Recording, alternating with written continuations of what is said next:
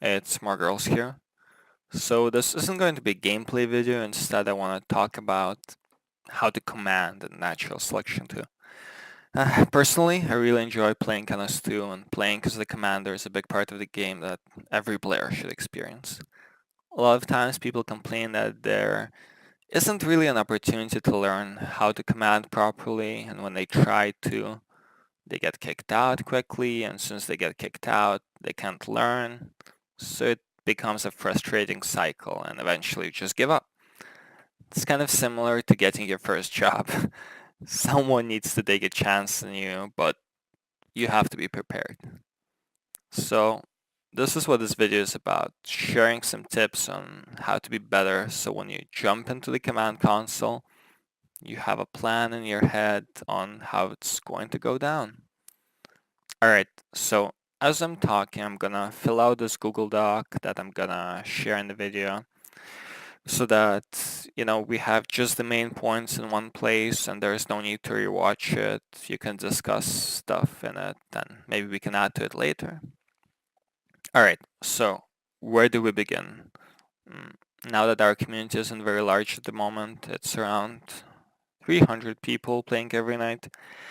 So from time to time, there's a situation where nobody wants to jump into the chair. So someone who is just learning how to command, that's your chance to give it a go. So don't be afraid to jump into the chair because you're not experienced enough or you think you're gonna make mistakes and people will blame you for it. That kind of anxiety, that's normal. So the first thing that you have to keep in mind is that people want you to succeed. I mean, just think about it. You're Marines on a space station. You're on the same team. Your teammates want to win. They want you to win.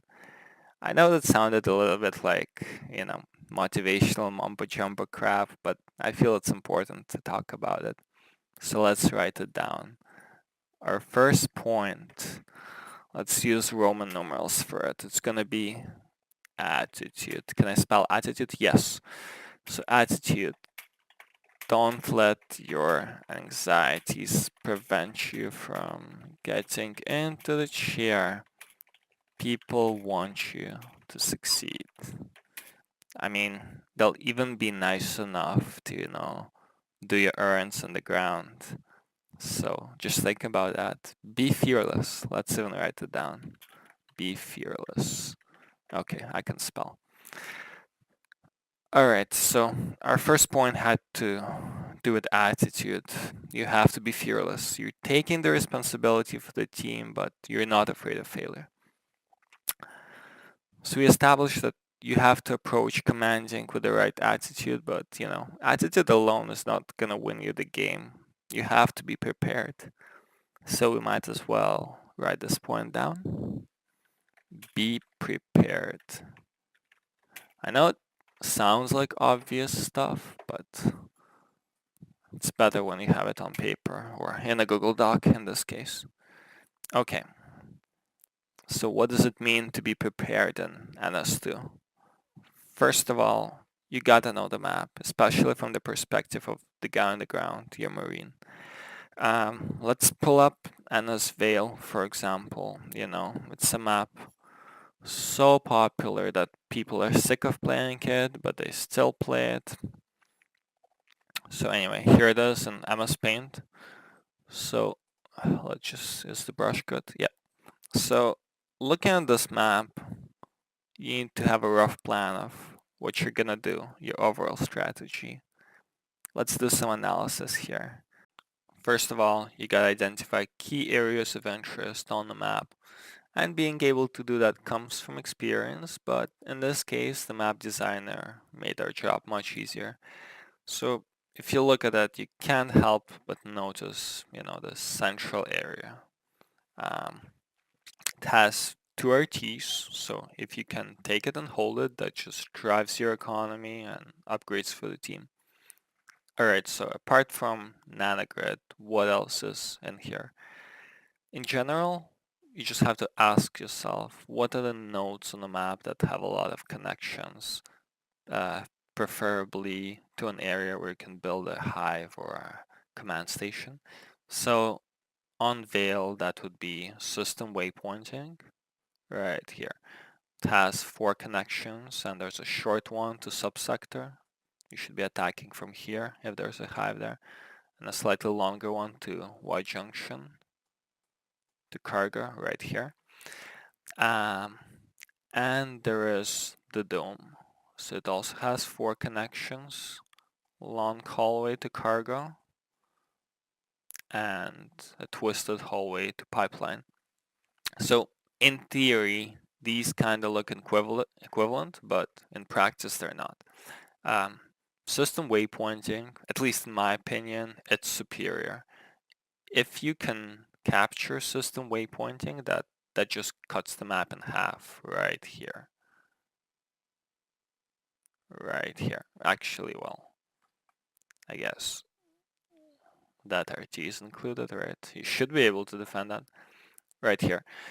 So if you capture system waypointing, it doesn't even matter that much whether you can get Nanogrid or not. If you can get it, great, more RTs for the team. But if it's too heavily defended, you can arc them out. Just place your arcs in this area, right here, and they will reach both this RT and this RT.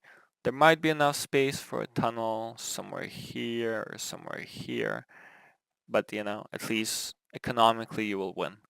Let's just count the RTs.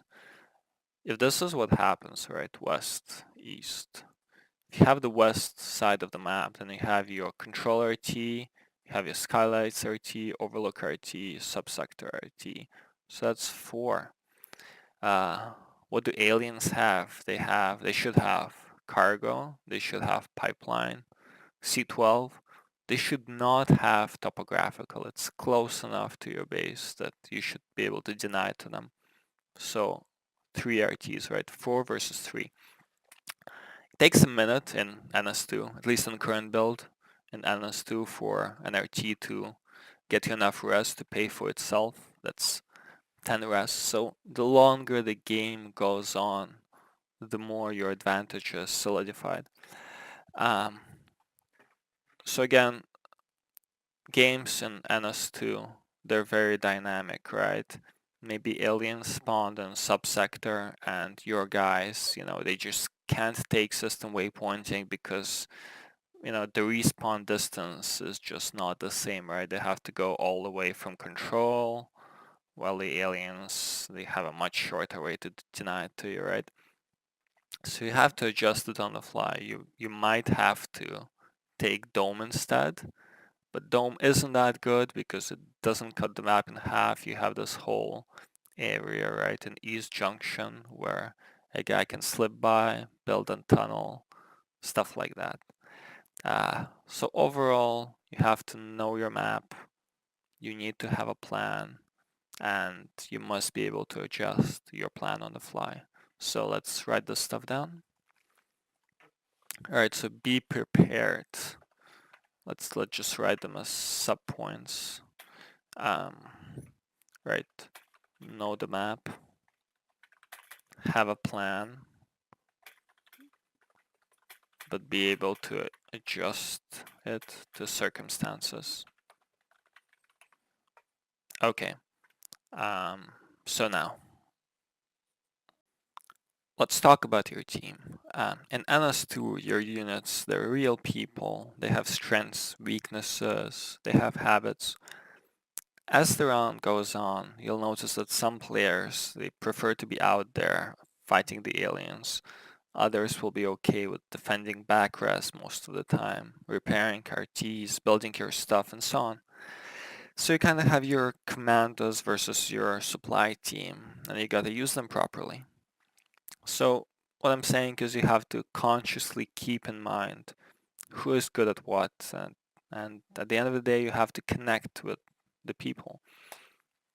Let's say you're playing as a Marine and the commander asks someone to repair Overlook on NS Just imagine it. I mean, literally close your eyes and imagine it. Someone repair Overlook. When you hear that, just what do you feel? Who is that someone? Is that you? Is that the guy next to you? Is that someone else? In NS2, there is no someone. Just forget that word. You play with individuals, so you have to connect to individuals, not just the crowd. If you notice that more girls is close to Overlook and usually repairs RTs, just ask more girls, can you repair that RT please? That's it.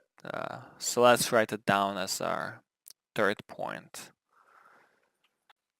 Connect to individuals, not the crowd. Right?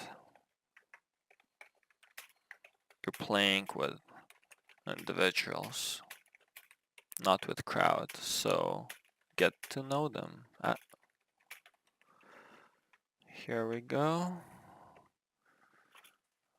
Ugly formatting. I'll just leave it like that. Okay. So I know this video doesn't go into minute details such as, what should the opening moves be? Weapons 1, armor 2, or armor 1 phase gates, or other variations. I didn't break down specific situations that can happen and what you should do to counter them. It's not what matters most here.